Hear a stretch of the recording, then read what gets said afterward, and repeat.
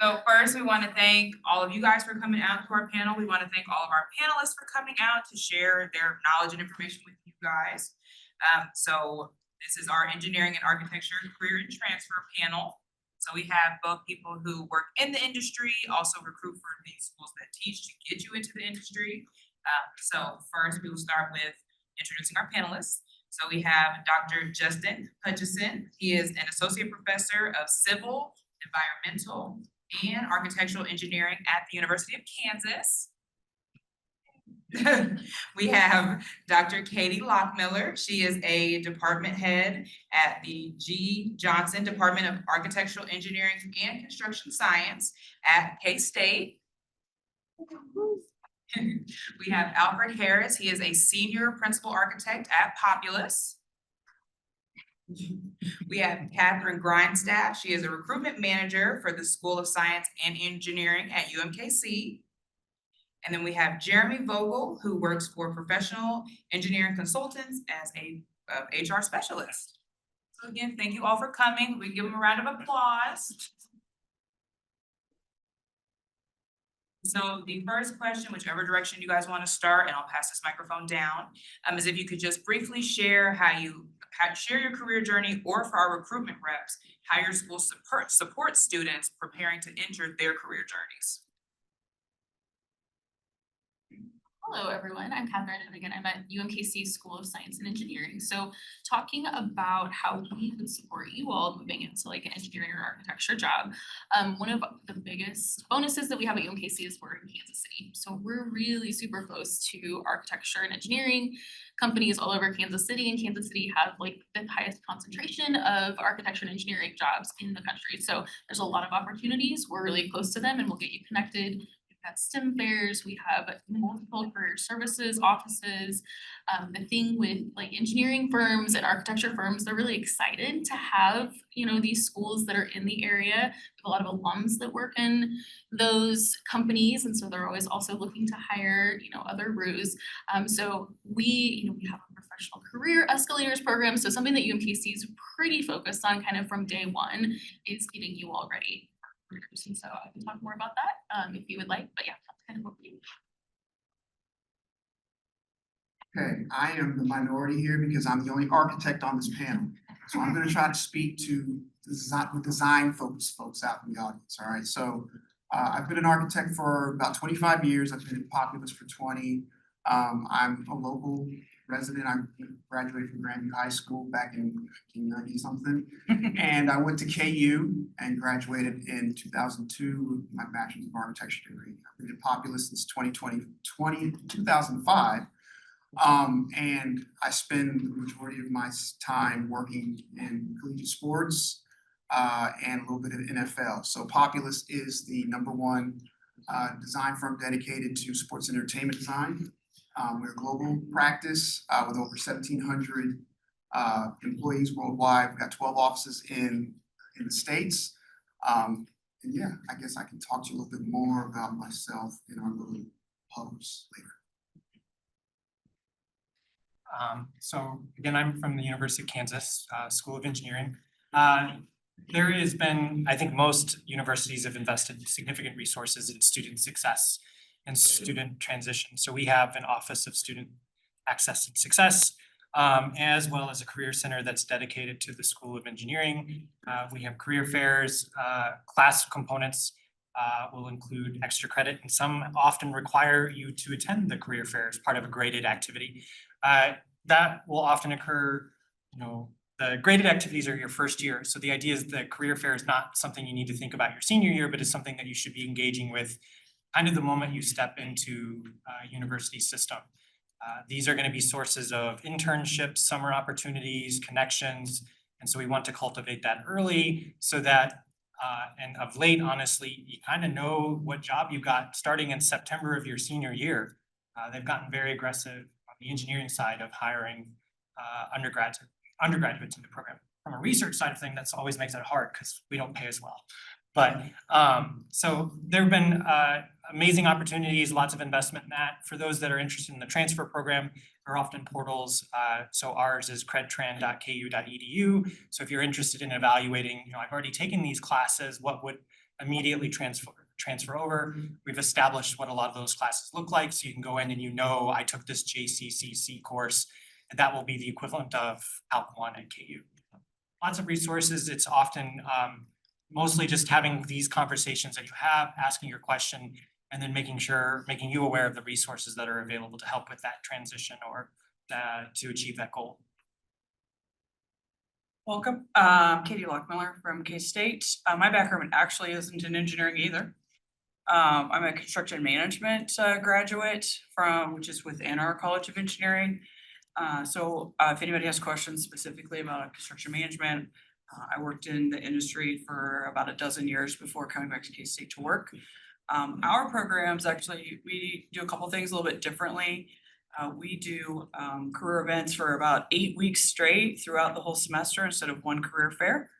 And then we also have just recently started a career mentoring program for our students so that you have a faculty member assigned to you specifically to help you make those career decisions that you're trying to think about. And you get that person assigned pretty much as soon as you get to campus. So lots of opportunities to connect with these other folks in careers. I'm Jeremy Vogelin with PEC, that's Professional Engineering Consultants. A little bit of background about me. I am not an engineer. Actually, I'm retired law enforcement, retired after 20 years with the police department. And you're thinking, how to go from a cop working to an engineering consultant company? Actually, at the very end of my career, I was doing exactly what I'm doing at PEC now, except dealing with criminal justice students now, I'm dealing with engineering students, right? So it's going to career fairs, career events. Actually, I was at K-State last Monday doing resume reviews with engineering students.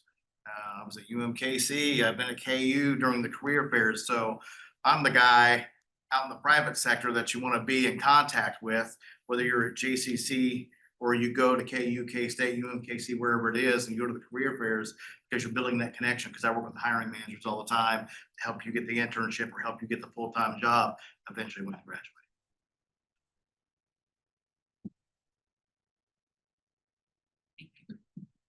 Okay, so speaking of graduation and starting early, so for the people who are in the industry, what education or training helped you the most in your career? And then for our reps, what skills, technical or soft, would you say students should focus on now and to strengthen them when they're trying to transfer or get into the industry? Yeah, I think I would tell students this all the time, okay? You are your own marketing department, okay? You know you better than anybody else. And when it comes down to hypothetically, you have a company that has one internship, which is not the case. It's a scenario where we have one opening, whatever discipline you want to get into. It comes down between you and all the other students. And you're like, hey, I want to get this internship, or hey, I want to get this job. You're not going to get it. So you got to be able to market yourself. And by marketing yourself, that's by having a rock star resume, that's having great communication skills, going to career events outside of just career fairs. Like I said, when I went to K-State last week, going to a resume review, you're showing initiative to someone like me at a private company that is wanting to help students like yourself eventually get an internship or a job, right? So I'm in tune with the hiring managers. Hey, I have John, I have Sally here. They're showing initiative. Check out their rockstar resume. They're going above and beyond. They're going to a resume review. They're going to interview techniques to try to interview better for that job or the internship. Having great communication skills, being a team player, and being able to multitask on a resume or during an interview. You know, I want to be able to hear students say that I'm a great multitasker. I have great communication skills, and that's not just talking. You're more effective listening than talking. And then being able to, prioritize things. Those are so important, and teamwork. Because if you don't have that, being an engineering consultant company where we interact with clients and subcontractors all the time, if you can't have that portion where you interact with the public, it's kind of difficult to be a design engineer and do the kind of work at PEC if you can't really interact. All right, I'm gonna go the opposite direction and say math. The thing we all think we hate. To successfully get through KU, K-State, UMKC in as few semesters as possible, you've got to be getting those math credits taken care of. The longer you put off your math journey, the longer you're going to be in college. And that is just money you're not earning someday in the future. So I know we don't always love math. I do, so it's really hard for me. Because I do love math, but I get that you all don't. But if there's a math requirement that you're transferring to, be aware of that and try and get as much of it done while you're here as you can, so that you aren't delaying your progress when you get to your four-year opportunity. Yes, the math is important, and then just also realizing that it's not plug and play into your semester that you want it to. It's often a prerequisite to a track that can take 2 or 3 years. And so making sure that you're satisfying on the engineering architecture side, those general math requirements is very critical. I would say on the academic side, we have very strong relationships. We have an advisory board. So an advisory board is often these practicing communities, companies that come and tell us what they're looking for from students. And I would say one of the things they often tell us is leadership. Looking for leadership, which is really hard to teach in a class of 20 or 30 students. And so while we can stand in front of you like today in a class of 30 people and tell you leadership is important, it really is that initiative and that individual drive to pursue those opportunities. And so when you go to institutions like K-State, if you go to K-State, KU, R1 institutions, like the avenues, the opportunities there are exponential. And so making sure that you're participating and taking advantage of those opportunities is one of those qualities of leadership that you want to display. I would caution though that if you are young in your first year, participate in everything. Figure out what you like, figure out what you don't like, that's great. But as you progress to junior, senior year, really kind of hone in on a few things and show how you are outstanding in that contribution. I wasn't just a participant in the American Society for Civil Engineers, but I was treasurer, I was president, I organized an event, and we had 50 students come learn about a career panel. So showing leadership and those skills that are associated with that is often things that are done on a campus, but outside of the class. I'll echo everything that Bree over here said in regards to math and communication and leadership. From the design standpoint, creativity, right? And I know there are a number of people who feel like they're not very creative, and I challenge that. I think everybody's got a level of creativity. Some are born with it, and it's a little bit more innately than others, but it can be developed. So being able to think creatively, solve problems creatively, and most important, and this is something that I tell a lot of aspiring architecture students specifically, is being able to communicate. And that's through several different mediums, whether it's on the page, on the computer screen, verbally, written. Communication in our field is one of the secrets of success in design and architecture. So as you're going through your curriculum, make sure you're taking the art classes, you're stretching yourself, whether it's fashion, music, whatever medium you may find the most creative in or maybe the most curious in. And then also take public speaking, figure out how to get in front of as many people and talk in front of them as possible, because this may be a very scary thing. But again, like anything else, you stretch those muscles, and the more you use them, you get stronger at it, and it becomes a lot less intimidating. I'm gonna go just a couple of directions. One would be, so using resources. So we've talked about the importance of communication and writing skills. My husband is a mechanical engineer, and I'm telling you, he writes all the time. Emails, reports. And so it is important to know those things. And so using your campus resources, I know that they have them here. Like we have academic support and mentoring. We have a writing studio, using those career services offices. So making sure that while you're going through and doing everything, that you are taking advantage of those resources, and particularly maybe in areas that aren't your strong suit. Maybe writing isn't like your number one thing, because maybe math is where you're at and other people are gonna struggle in math. And so really knowing what's out there, and part of that is kind of reading emails and understanding the campus, but knowing what's out there and then taking advantage of that. We have a lot of students that don't do that, and then they wait until it's too late. So I want you to take advantage of those often and early. And then the other thing is to, again, kind of what Justin said, getting involved.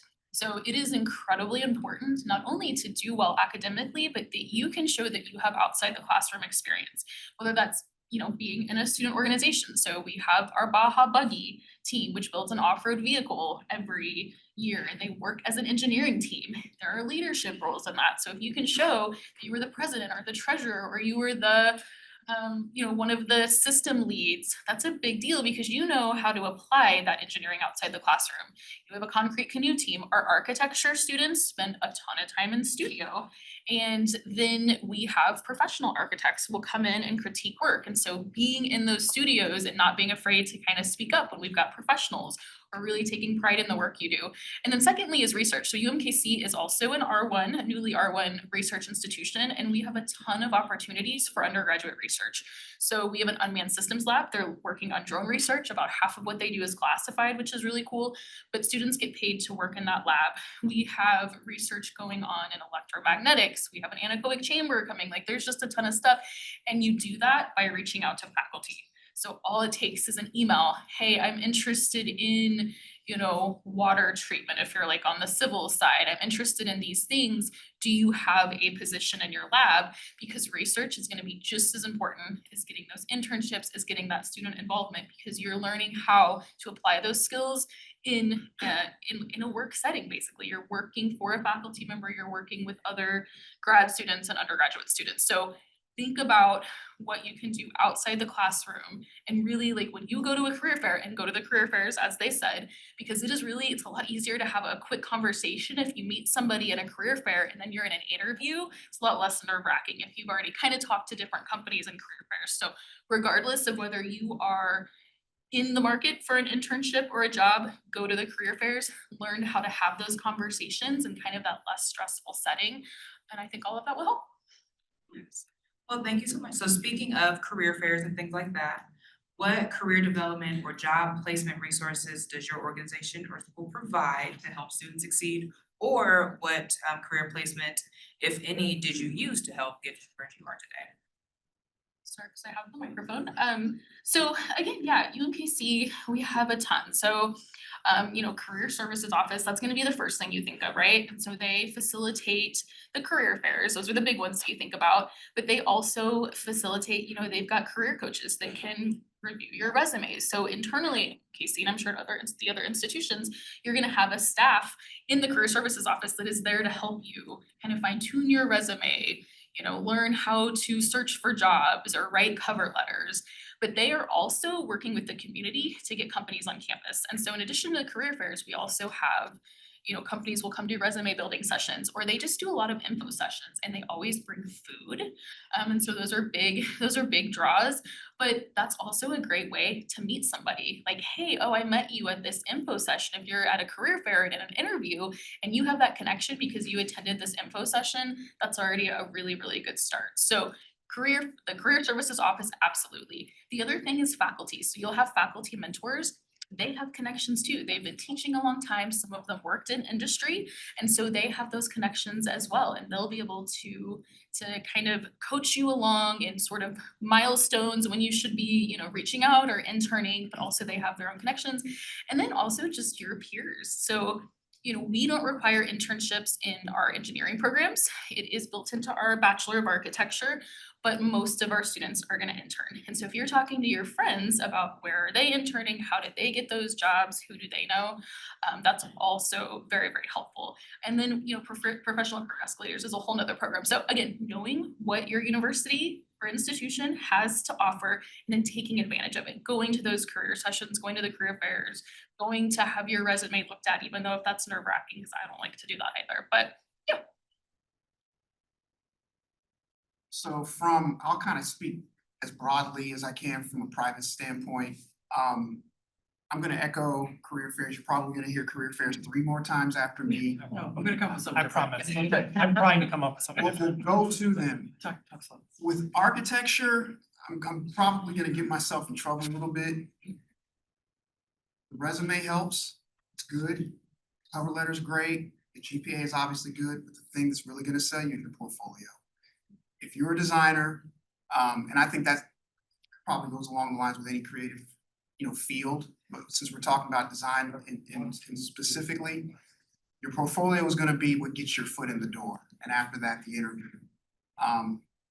That's gonna look like various different things depending on what you're going into. I'm not gonna get into it a whole lot. We can talk a little bit more about what that looks like in the huddles. But yeah, your portfolio is gonna be the thing that gets your foot in the door in most design focused architecture firms. But the resume and the GPA and all that is kind of important as well. It's not as important as a portfolio, but you can hear that from me. So I'm not gonna say career fair, but I am gonna say go to the career fair so you can get the internships. So the number one predictor of, I think, students walking out of our school with a job, especially if they're looking for lining that up in September, is did they participate in an internship? Vast majority of those internships translate into a job offer very early in the fall. And so we've been asked before, is our internships a part of our curriculum? We have a lot of things we consider when we're developing engineering curriculum.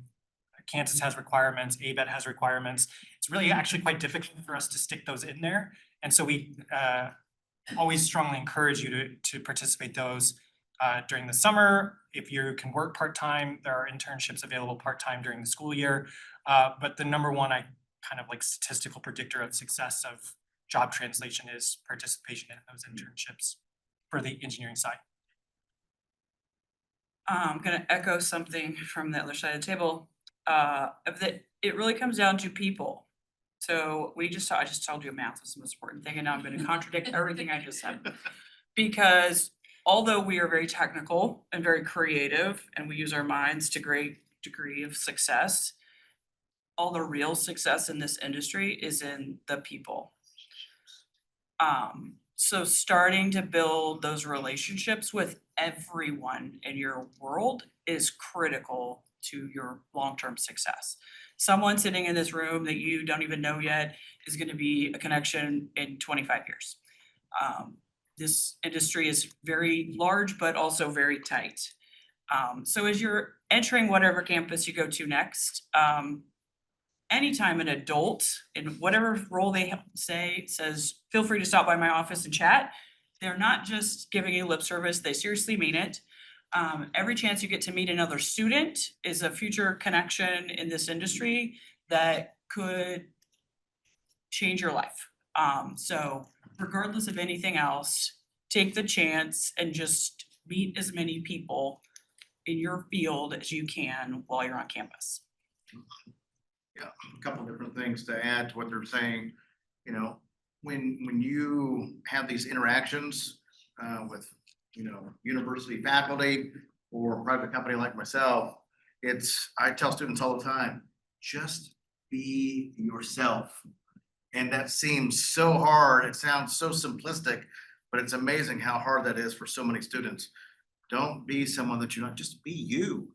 And the other thing is, especially in the role that I'm in, having, you know, interacting with students all the time and working with hiring managers, I'm trying to figure out, do you fit into the work culture that we have and the work environment that we have, right? So whatever discipline you decide, if you want to do engineering, work is going to be work. If you want to be an electrical design engineer at company A or company B or PEC, it's all going to be the same. It's going to come down to who you work for, who you work with, and the work culture. What is it going to be like? So do you fit that? Well, you can just be yourself, I'm sure you can fit into that work culture. And then, you know, without saying what we were talking about earlier, even though I will say career fairs, it's so chaotic, right? It's like sensory overload. People are just running around like chickens with their heads cut off. Well, what I do a lot now is I will go, and I've done it at KU a few different times. I'll get with their engineering career services, and then I'll just do a tabling deal in the engineering atrium. And it's just me. And I'll be there during like the lunch hour. Sometimes I do food, sometimes I don't. But the thing is that's your chance to just come up and just casually talk. And actually it's to your benefit because you kind of stand out from the crowd versus at the career fair, which you need to go to every single one. But when we're going through 5 million students in the 3-4 hours, well, now all of a sudden, now you just come to the tabling deal where it's just me and just you showing up, or the couple other students that are coming by during the lunch hour, you kind of stand out. I can tell you I have one student actually at KU, they did a resume review, they came to a tabling thing, and then they went to the career fair in the spring and the fall. And long story short, they're going to be getting an internship next summer. Why? because I had that interaction with the student 4 different times. Excellent student, very mature for their age, handled themselves well professionally, great communication skills, and they were just, it was one of those, that particular discipline that the student wants to get into. I'm telling the hiring manager, hey, this needs to be on your radar because look, they have gone above and beyond to show that, hey, they really want to do this, they would like to do this with our company. So that really helps out to your benefit.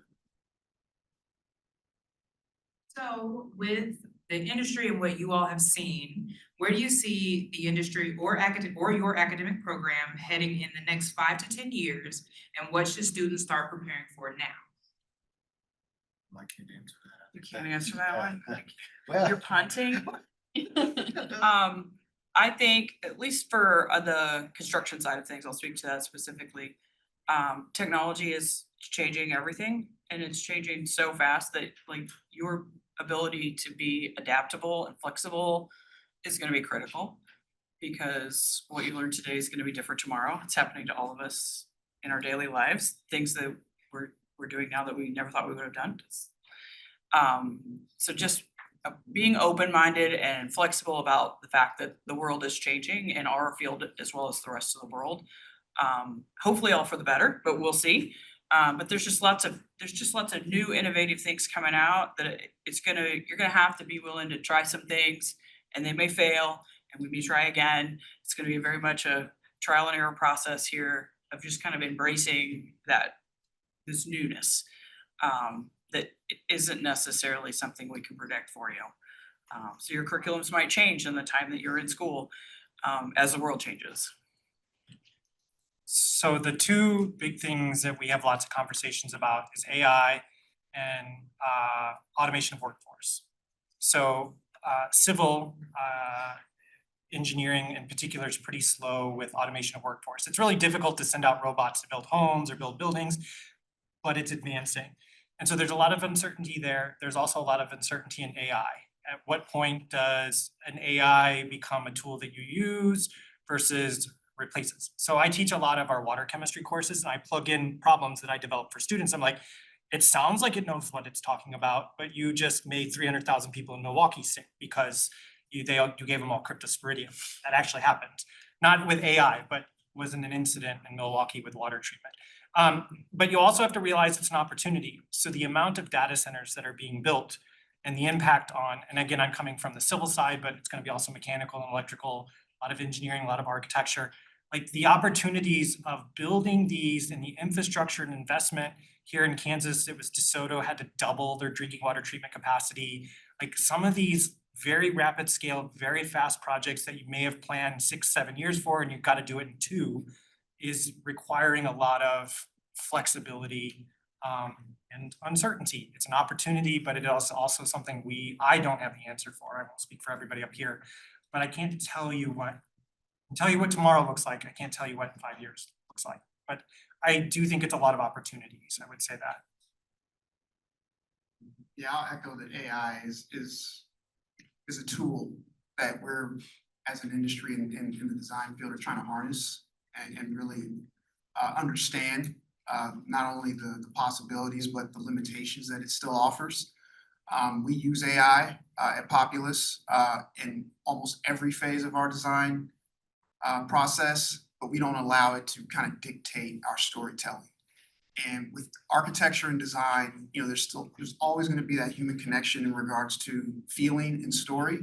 And so I'm going to lean in a lot more on the skills required in the face of change in the next 5 to 10 years. It's still going to be communication and relationships, because at the end of the day, people are always going to want that human connection. Someone's always going to want a designer or an architect to talk to, and not just a computer screen to write script over, in regards to creating that visceral and emotional connection that design and architecture can do for the community. And just to kind of go off of that, just all of the things that we've told you to do, you know, go to career fairs, talk to your peers, talk to your faculty, all of that's gonna be really important in differentiating you know, from just all of the human components, so all of that, do all of the things that we said. So I am, you know, I work at UMKC, I'm not in the industry, but if we're just looking at kind of our programs and where they have been and where they're going, our engineering programs are growing, so mechanical engineering has doubled their enrollment over the last 5 years.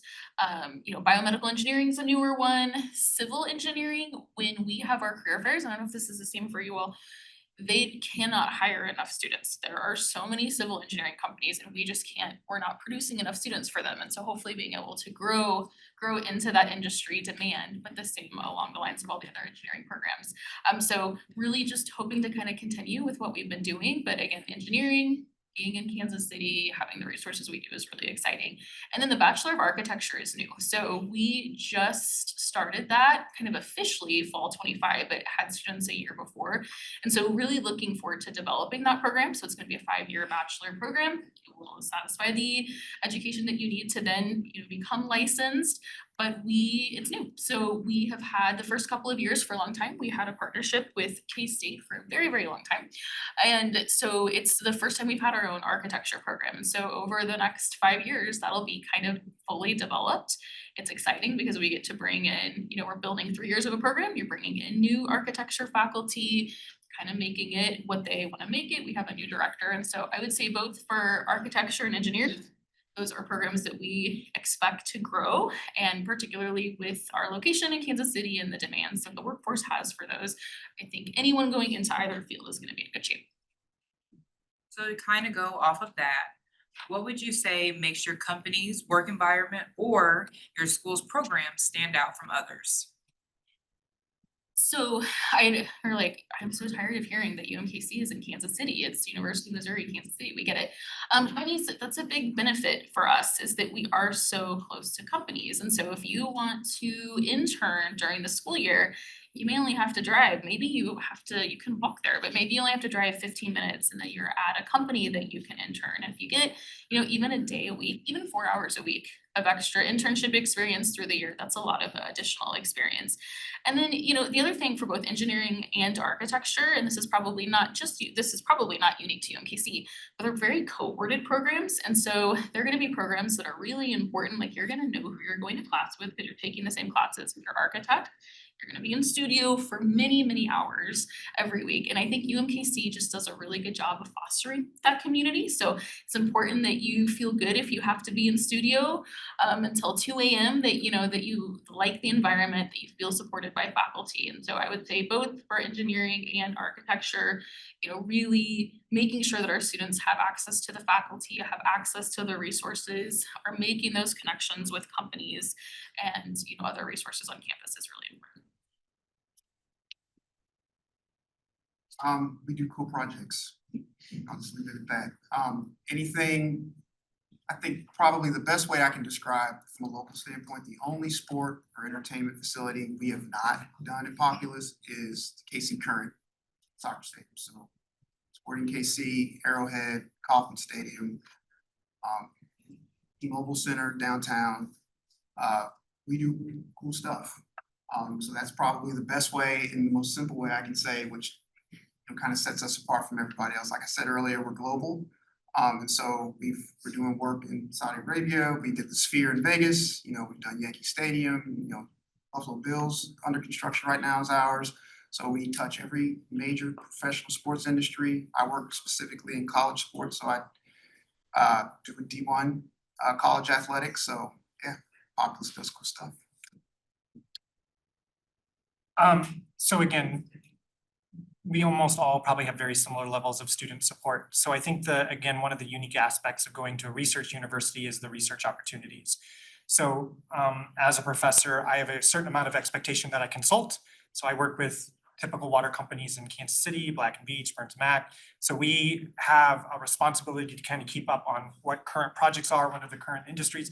But again, we're also at the cutting edge of engineering research. So the water industry doesn't move very quickly. So like, I'm hopeful the stuff I work on now might be built into something 20, 30 years from now, but we're working on that now. And so that's an opportunity to kind of see that span of innovation that comes with engineering. So if you're in EECS, your iteration cycle is much quicker, but if you're talking about civil, where you might build a new water treatment plant once every 50 years, it's a little bit slower. But that's an opportunity, I think, that's fairly unique to the academic research environment. And so if research or even just engaging in projects is something that's intriguing to you, and hopefully it is, again, just realize that there's lots of spans of opportunities to engage with that at most of these institutions. I'm gonna bring up something that I think happens at all these other schools too, but it's fresh in my mind because we're leaving on Sunday for it. But we have a lot of student competition opportunities at all these schools where you can work with a different team of students solving some problem in our industry. So those are a really unique opportunity that is adjacent to the career fair conversation we've been having, but is a different kind of opportunity where you're taking classroom experience and putting it into that competition, whether that's the concrete canoe. We also have a concrete canoe. Or it's more of a project management type competition, or it's a design competition. You know, we do some competitions with our architecture students in our university. But that learning is a different kind of learning, and you get to engage with industry professionals in those competition experiences that are often different companies than what you might see at a career fair, that you might see at other events. And they know that if you're already at that point, that you are the cream of the crop of students. And so they're engaging with you a little bit more in depth than you might have gotten in all the other opportunities that are out there. Yeah, like some of the things that she was talking about earlier, when we were talking about like resumes, that's definitely something you would want to have on your resume, because that's very noteworthy, right? That you want to make sure to highlight for companies like ourselves. So like at PEC engineers, if you like variety, you name it. Let's say you're a mechanical engineer and you design HVAC and plumbing systems within the structure. You could be working on 5, 6, 7 different projects, a mix of small, medium, large projects. It could be maybe like a Wendy's or McDonald's that they do a lot of scrap and builds where they tear down the old design, they build a new one right on the same plot of land, or maybe it's a school that's doing a wing addition, or maybe it's like Ascension Hospital that's doing like an ER renovation, or an ER, adding a couple more new ER rooms, or even like baseball stadiums, like the new baseball stadium in Wichita downtown. Every discipline that you can think of that went into that stadium, design engineers at PEC were a part of that project. If I might add. Yeah. So we just got done saying we're all kind of offer similar things, and how would I differentiate where you decide to go, I think is important. And it comes down to culture, like, is that the culture of the institution you want? And further, I would look at the professor, the faculty profiles, because a lot of opportunities are going to be geared, if you want to work in sports stadium, you're going to work at Populous, like, because that's their bread and butter. Similar with the faculty, we're going to give you a degree that's going to be in civil or mechanical, but the faculty all have specialties. And so one of the things I always tell people is I'm the only drinking water professor in the state of Kansas. And I'm hoping I keep saying that and someone will correct me and go, no, haven't you met? I'm like, oh yeah, great.